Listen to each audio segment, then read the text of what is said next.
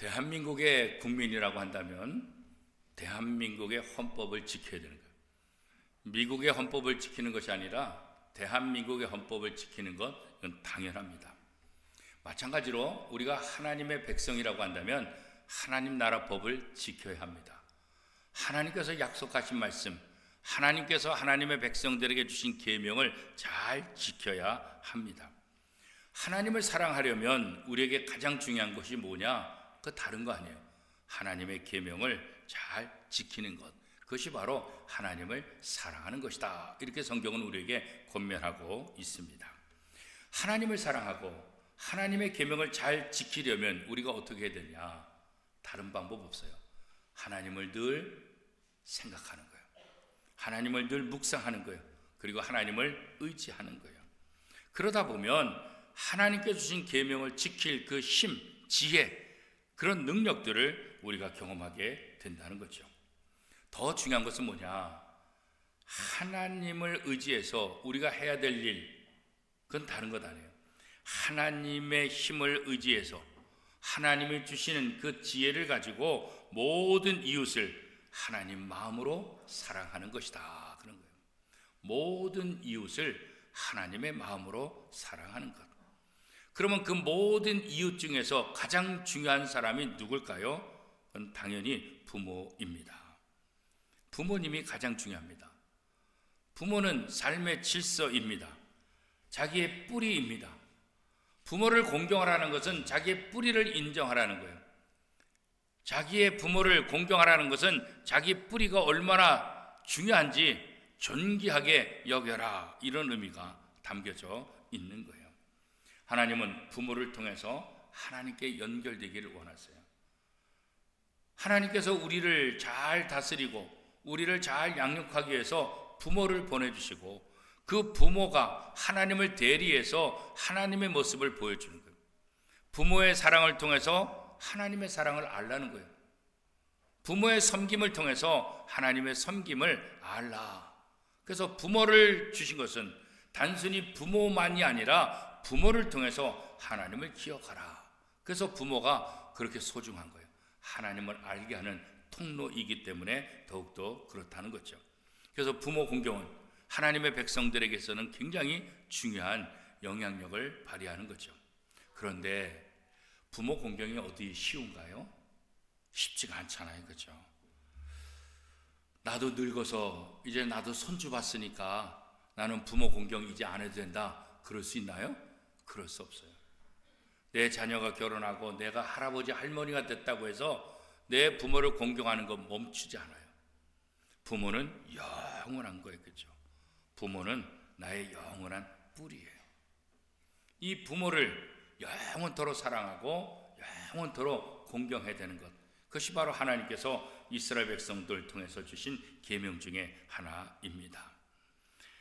부모가 우리에게 중요한 것은 아까 말씀드린 대로 우리의 뿌리이기 때문에 그래요. 그런데 이 뿌리를 통해서 더 깊은 뿌리, 하나님께로 갈 수 있도록 만들기 때문에 부모가 더 소중하다, 그런 거죠. 영적인 힘, 이것이 어디서 옵니까? 하나님에게서 오는 거예요.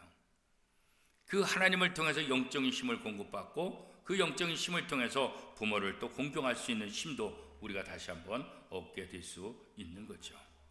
그런데 이 부모 공경이 쉽지 않은 거예요. 내 몸 하나도 간수하기 힘든데 부모를 공경한다는 거, 자식을 돌본다는 거 참 쉽지 않죠. 그래서 대부분은 사랑 반, 의무 반. 사실 사랑 반, 의무 반으로 부모를 공경하고 또 가족들을 돌보고 섬기는 거, 이렇게 해도 사실은 정말 감사하죠. 그렇지 않은 사람들이 굉장히 더 많다는 것을 우리가 너무나 잘 알고 있지 않습니까? 그런데 하나님께서 하나님의 백성들에게 계명을 주신 이유가 뭘까? 왜 계명을 주실까요? 왜 계명을 지키라고 말씀하실까요? 하나님을 위해서 그럴까요? 그렇지 않아요. 그죠? 세상의 왕들은, 세상의 지배자들은 자기를 위해서 하라 그래요. 그죠? 나를 위해서 잘하라, 나를 위해서 이렇게 하라, 나를 위해서, 그렇잖아요. 그래서 우리나라도 군부 독재를 통해서 경험했잖아요.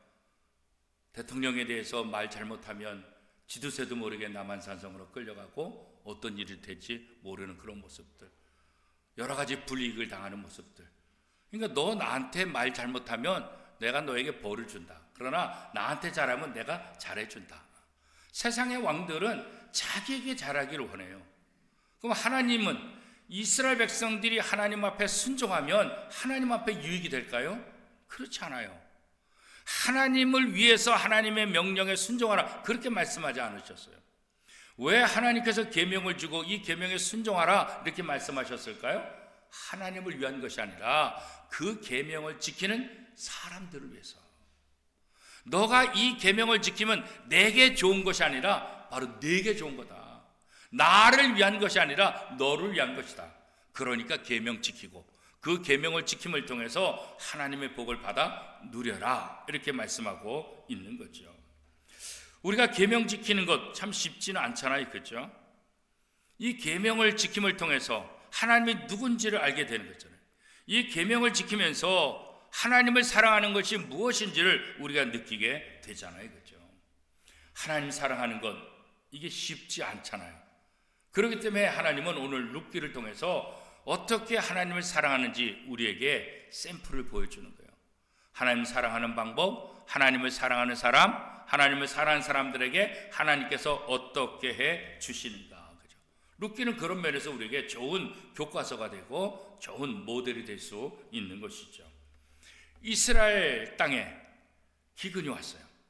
베들레헴에 살고 있는 한 가장, 더 이상 이제 이 이스라엘에서는 살 수가 없겠다, 그런 생각을 해요. 그래서 모든 가산을 다 정리해요. 그리고 동쪽에는 모압 땅으로 가족을 데리고 이주해요. 요즘 말로 말하면 다른 나라로 이민을 간 거예요. 왜? 야, 이 대한민국 더 이상 살 수 없다.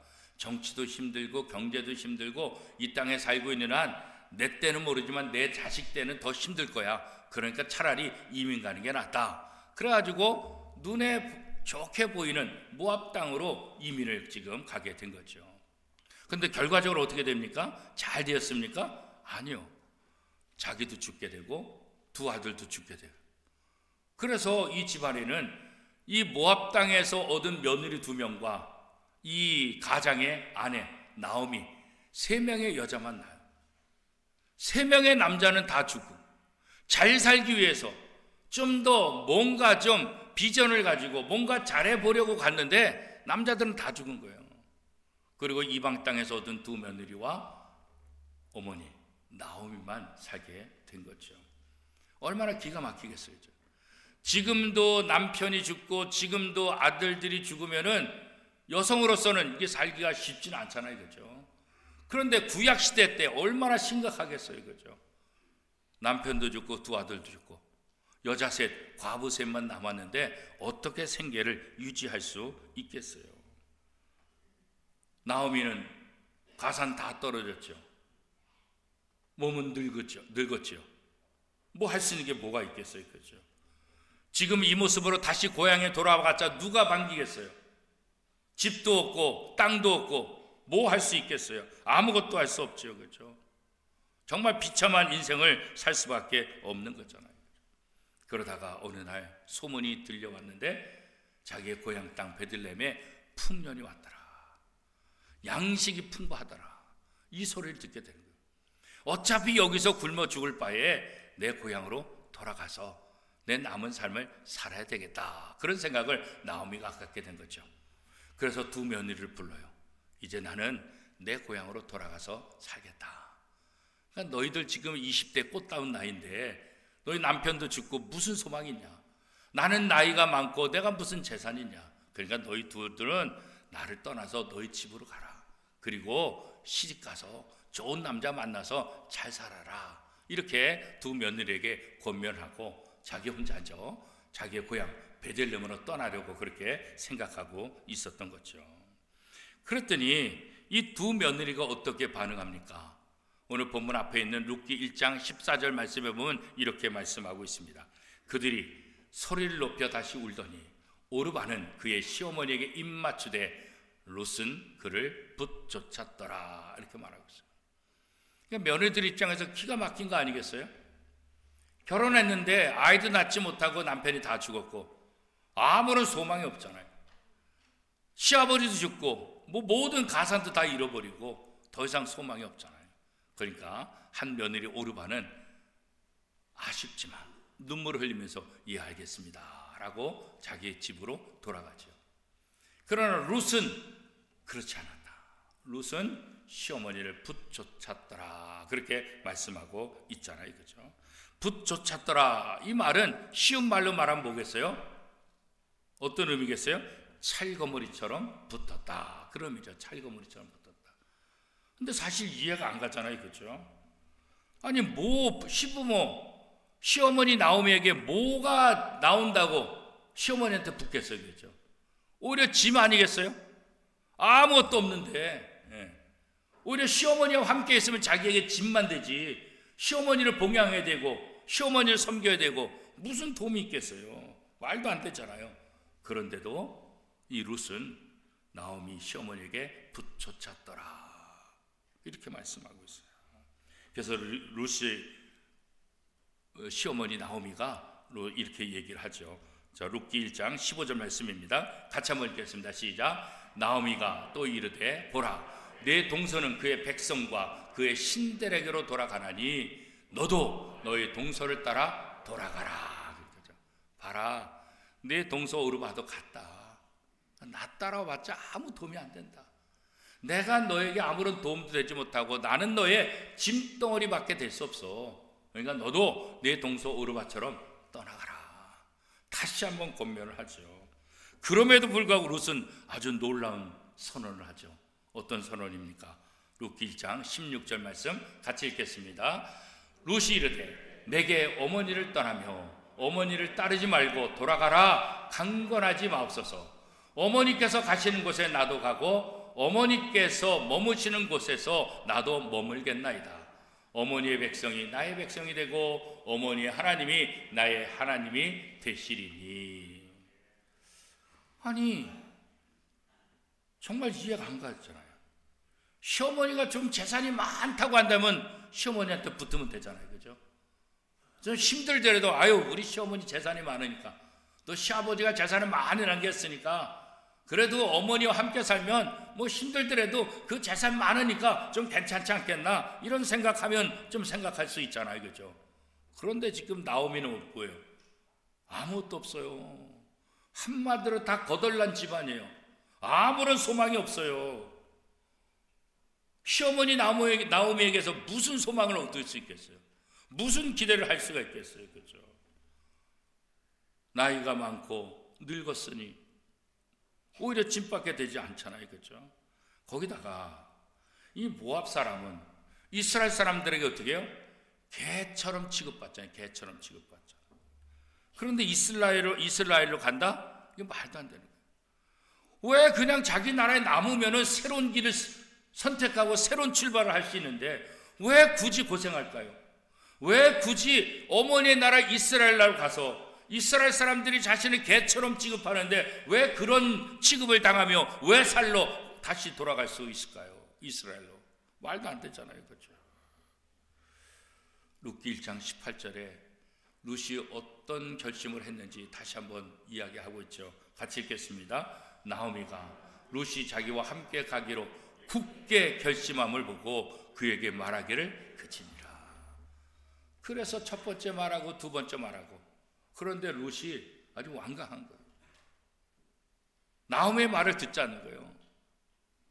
너 원래 너네 집으로 가라 이거 말 듣지 않는 거예요. 그 굳은 결심을 나오미가 보고 다시는 나오미가 며느리에게 가라 하지 않고 같이 이스라엘로 가게 되는 거죠. 1976년에 발표된 소설 뿔이라는 소설이 있어요. 알렉스 헤일리가 쓴 책. 우리나라에도 베스트셀러가 되고 전 세계 베스트셀러가 됐잖아요. 그렇죠? 1976년 발표 당시 흑인들에게 자신들의 뿌리 찾기에 대한 열풍을 일으켰던 책이 바로 이 뿔이라는 책이에요. 우리나라에도 상하권 아주 두꺼운 두 권의 소설로 이렇게 출판을 했었죠. 이 책의 내용은 우리가 잘 아는 대로 한 흑인이 자기의 조상을 연구해서 뿌리를 찾아가는 내용이죠. 노예로 잡혀오기 전에 살았던 아프리카 잠비아 마을까지 가요. 그런데 뭐 달라지는 게 뭐가 있나요? 그죠? 뿌리를 찾는데 뭐 달라진 게 그렇게 특별한 게 없잖아요. 룻은 자기의 뿌리를 찾는 것이 아니라 자기의 뿌리를 완전히 바꿔버리는 거예요. 모압 여인이었는데 이제는 이스라엘 백성이 되겠다는 거예요. 자기가 믿던 다른 신 버리고 이제는 이스라엘 하나님, 그 하나님을 자기의 하나님으로 삼겠다는 거예요. 룻은 이제 아예 뿌리를 바꿔서 새로운 뿌리에 접붙임을 당해서 새로운 삶을 살겠다, 그렇게 지금 결단한 것 아니겠어요? 그렇죠? 자기의 조상, 자기의 조국, 자기의 민족을 버리고 이스라엘로 가서 이스라엘 민족으로 살겠다, 그런 결단을 하게 된 거죠. 가난해도 좋다, 개처럼 취급받아도 좋다, 이런저런 어려움이 있는 거 알지만 그럼에도 불구하고 가겠다는 거죠. 왜 이런 결단을 하게 됐을까요? 어머니 때문 아니겠어요? 그죠? 어머니가 믿는 하나님, 그 하나님이 누군지 봤으니까. 어머니가 비록 모압 여인은 아니지만, 어머니가 비록 부자는 아니지만, 평상시에 어머니의 신앙의 그 모습을 바라보고 어머니가 믿는 하나님이라고 한다면 나의 하나님으로도 섬길 수 있겠다. 결국 룻이 굳은 결심을 하게 된 것은 누구를 본 거예요? 이 어머니를 본 거 아니겠어요? 이 어머니를 통해 누구를 본 거예요? 하나님을 본 거 아니겠어요? 어머니의 재산을 본 게 아니잖아요. 어머니의 인간적인 육체적인 그런 것을 본 게 아니잖아요. 어머니가 믿는 하나님, 어머니의 신앙만 보고 나도 어머니를 따라 가겠습니다. 어머니가 머무는 곳에 나도 머물고, 어머니의 나라가 나의 나라고, 어머니 하나님이 나의 나라, 나의 하나님입니다. 이 고백한 거 아니겠어요? 그렇죠? 오늘 우리의 모습이 그래서 중요한 거예요. 내가 부족하고 내가 연약하다 할지라도 내가 믿는 하나님이 누구인지를 보여줘야 돼요. 내가 믿는 하나님이 어떤 하나님인지를 보여주는 것, 이거 중요한 거예요. 특별히 부모 되신 분들, 여러분의 자녀들에게 이 모습을 보여줘야 돼요. 자식된 분들도 부모에게 이 모습을 보여줘야 돼요. 하나님을 믿지 않은 친구들에게, 하나님을 믿지 않은 이웃들에게 내가 믿는 하나님이 누군지를 보여줘야 돼요. 내가 부자가 되었다 이거 보여주는 것이 아니라, 내가 성공했다 이거 보여주는 것이 아니라, 내가 믿는 하나님이 누구인지, 내가 믿는 하나님이 나를 어떻게 사랑하시는지, 내가 믿는 하나님이 나와 어떻게 연관이 있는지, 이게 우리의 삶에 있어서 가장 중요한 것 아니겠어요? 그렇죠? 룻이 나오미를 따라서 나설 수 있는 것은 바로 이 모습을 보았기 때문 아니겠어요? 그렇죠? 이 모습을 보았기 때문에 가난해도 어머니가 짐이 될 수 있음에도 불구하고 어머니를 따라가겠다, 이렇게 결심한 거잖아요. 그렇죠? 오늘 우리의 모습이 바로 그런 모습이 되어야 돼요. 그렇죠? 룻의 뿌리가 원래 모압이잖아요. 그렇죠? 그런데 모압은 어떤 나라였어요? 이스라엘 백성들하고 아주 안 좋은 관계잖아요. 이스라엘이 광야에 있을 때 발람 선자를 통해서 저주하겠던 나라, 이게 모압이잖아요. 그렇죠? 그래서 하나님은 이스라엘 백성들에게 이 모압 백성들하고 상종하지 말아라, 이 모압 백성은 내가 저주했다, 그렇게 말씀하고 있잖아요. 신명기 23장 3절에 보면 암몬 사람과 모압 사람은 여호와의 총회에 들어오지 못하리니 그들에게 속한 자는 10대뿐 아니라 영원히 여호와의 총회에 들어오지 못하리라. 하나님께서 버린 거예요. 저주한 거예요. 그죠? 저주받은 백성, 그 모압 여인, 그죠?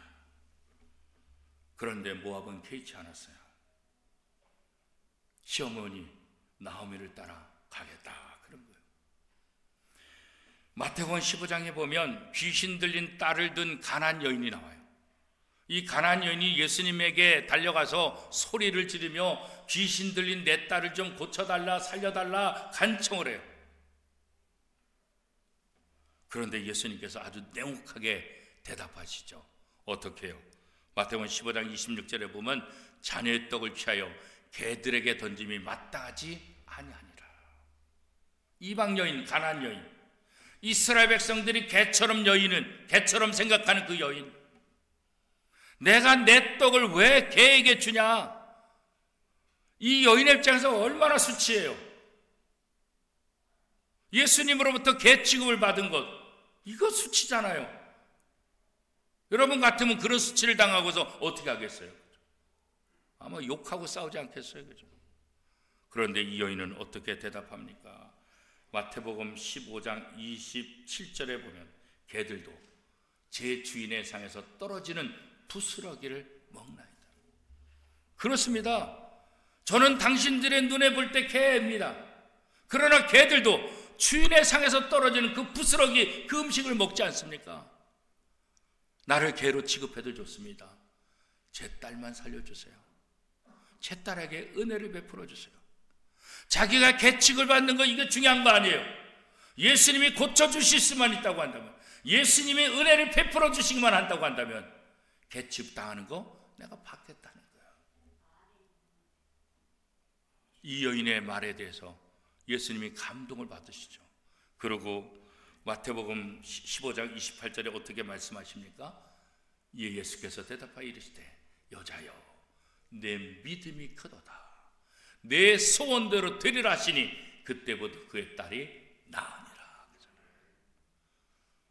이 여인에게 예수님이 감동받은, 개 취급받는 거 중요한 게 아니에요. 멸시받는 거 중요한 거 아니에요. 그렇다 할지라도 주님의 은혜를 받을 수만 있다고 한다면 나는 아무것도 원하지 않아요. 내 딸만 고칠 수 있다고 한다는 거죠. 부스럭이라도 좋습니다. 롯이 지금 시어머니를 선택한 거 그거 아니겠어요?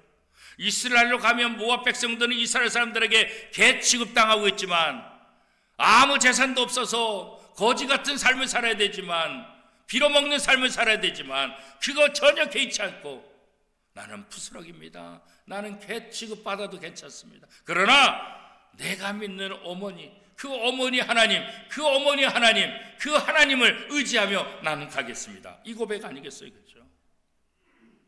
오늘 우리에게 이런 결단이 필요해요. 이런 결심이 필요해요.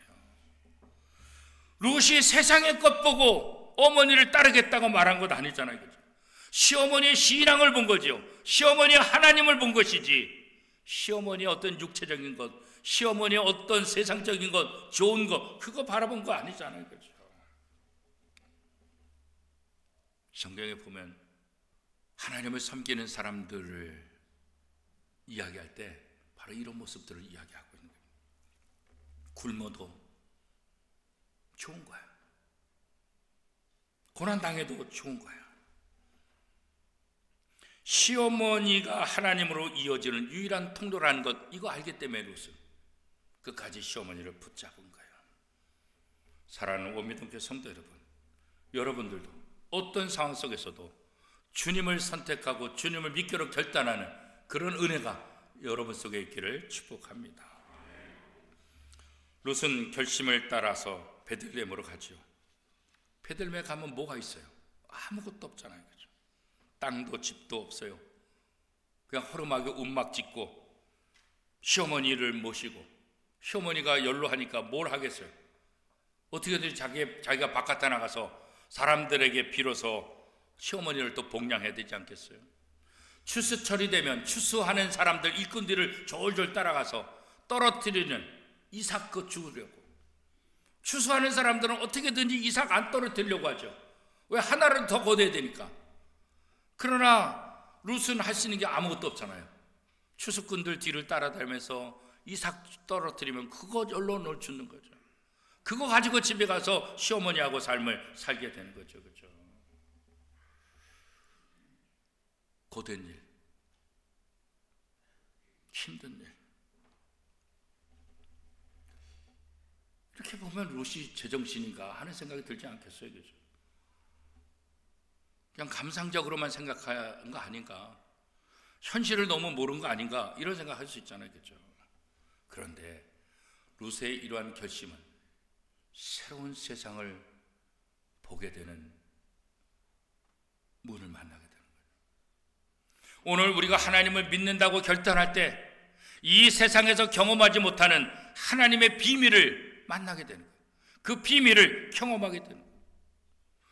롯에게 하나님께서 새로운 문을 열어주시는 거예요. 지금까지 경험하지 못했던 놀라운 일들을 경험하게 하는 거죠.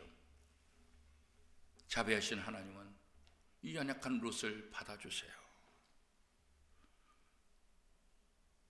개처럼 취급받으면 어떻습니까? 거지처럼 취급받으면 어떻습니까? 아무것도 없어. 비로 먹는다고 한다면 무슨 상관이 있겠습니까? 그런데 이런 룻이 결단할 때 하나님은 그를 위대한 인물로 만들어 주잖아요. 나중에 룻의 남편이요, 예수 그리스도의 조상이 된, 다윗의 조상이 된 보아스잖아요. 그가 이런 말을 하잖아요. 룻기 2장 12절에 보면, 여호와께서 내게 행한 일에 보답하시기를 원하며 이스라엘 하나님 여호와께서 그의 날개 아래 보호를 받으러 온 내게 온전한 상 주시기를 원하노라 하는지라. 그죠? 보아스를 만나게 되고, 보아스를 통해서 다윗의 조상이 되고, 다윗의 조상뿐만 아니라 뭐가 되는 거예요? 예수 그리스도의 조상이 되는 그런 복을 누리게 되잖아요. 그렇죠? 우리의 육신의 뿌리는 부모요, 가족입니다. 그러나 영적인 뿌리는 하나님인 거예요. 영적인 시어머니는 바로 교회의 역할입니다. 영적인 뿌리에 집중하면 우리 육적인 뿌리도 잘 공경할 수 있게 힘을 허락해 주실 것입니다. 물론 부모 공경이 자동으로 되는 것은 아닙니다. 우리가 믿음을 가져야 됩니다. 우리가 헌신해야 되고, 우리의 열정이 필요하고, 우리의 노력도 필요합니다. 그런데 하나님을 잘 믿으면 하나님께서 우리에게 그것을 감당할 수 있는 지혜를 주시고 힘을 주신다는 거예요. 하나님을 잘 믿으면 우리가 큰 존재가 된다는 거예요. 그렇죠? 힘든 일도 넉넉히 행할 수 있도록 하나님께서 길을 열어 주시는 거죠.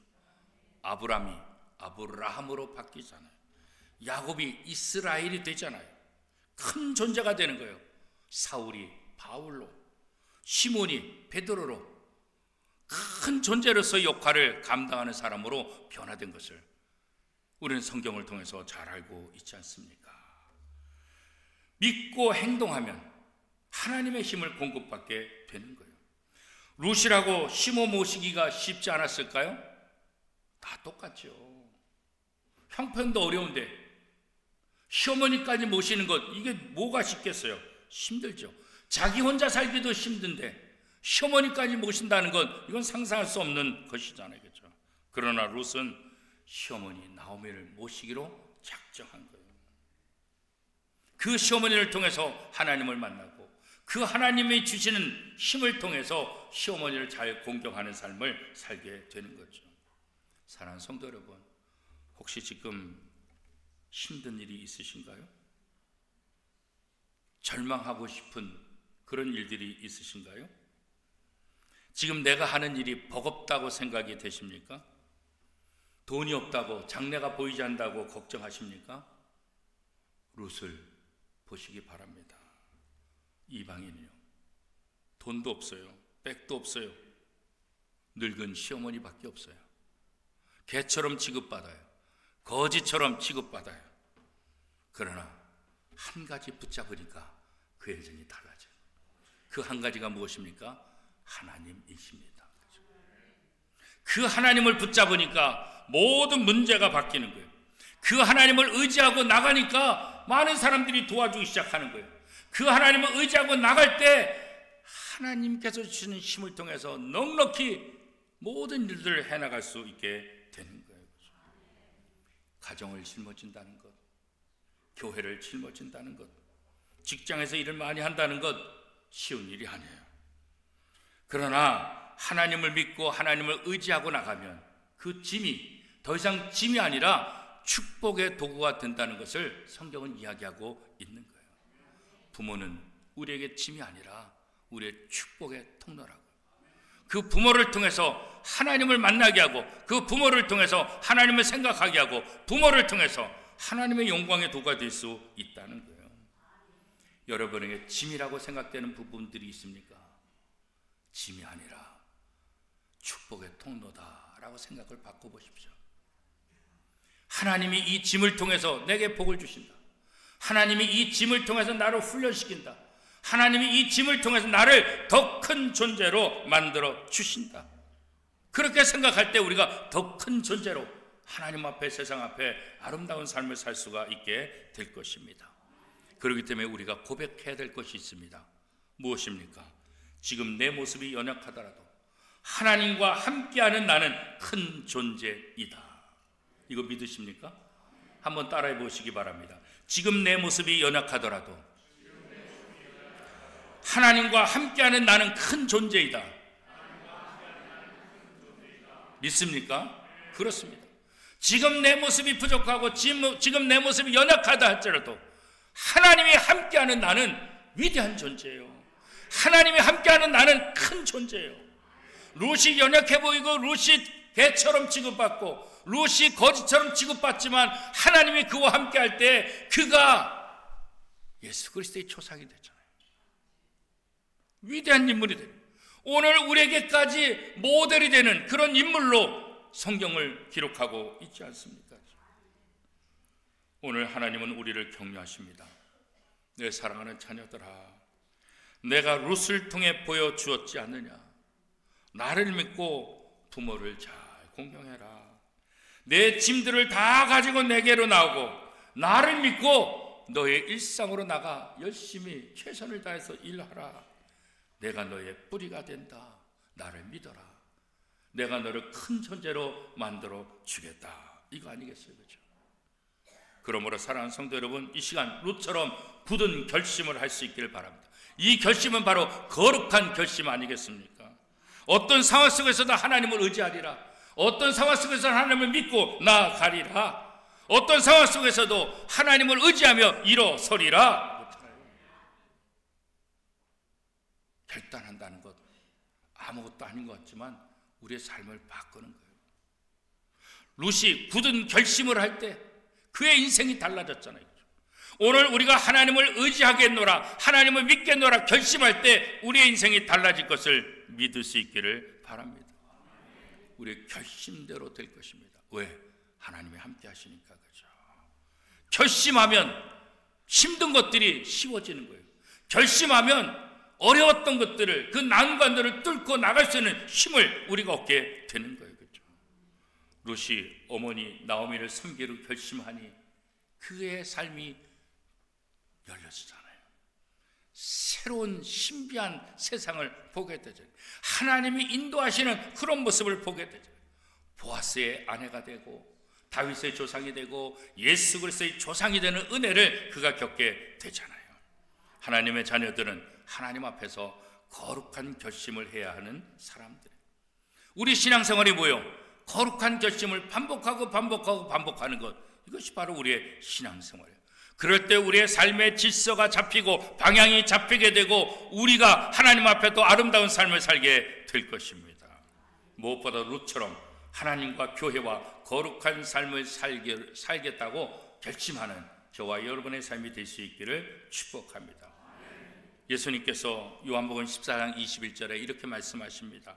나의 계명을 가지고 지키는 자라야 나를 사랑하는 자니 나를 사랑하는 자는 내 아버지께 사랑을 받을 것이요 나도 그를 사랑하여 그에게 나를 나타내리라. 하나님 사랑, 부모 사랑, 이웃 사랑, 이것이 우리에게 짐인가요? 아니요, 짐이 아니에요. 짐이 아니라 축복의 약속입니다. 신명기 5장 10절은 이렇게 말합니다. 나를 사랑하고 내 계명을 지키는 자에게는 천대까지 은혜를 베푸느니라. 출애굽기 20장 12절 말씀입니다. 내 부모를 공경하라. 그리하면 내 하나님 여호와가 내게 준 땅에서 내 생명이 길리라. 에베소 6장 1절에서 3절까지 말씀입니다. 자녀들아, 주 안에서 너희 부모에게 순종하라. 이것이 옳으니라. 내 아버지와 어머니를 공경하라. 이것은 약속이 있는 첫 계명이니 이로써 내가 잘 되고 땅에서 장수하리라. 이 말은 제 말이 아니라 하나님의 말씀이에요. 약속의 말씀이에요. 하나님의 계명을 지키는 자들에게 이런 약속을 해 주시겠다, 그런 말씀이에요. 저와 여러분이 이제 하나님의 계명을 지키는 사람에게 주시는 이 복을 받아 누리는 복된 주인공이 다 될 수 있기를 축복합니다. 무엇보다도 거룩한 결심을 통해서 하나님을 잘 믿는 저와 여러분의 삶이 될 수 있기를 축복합니다.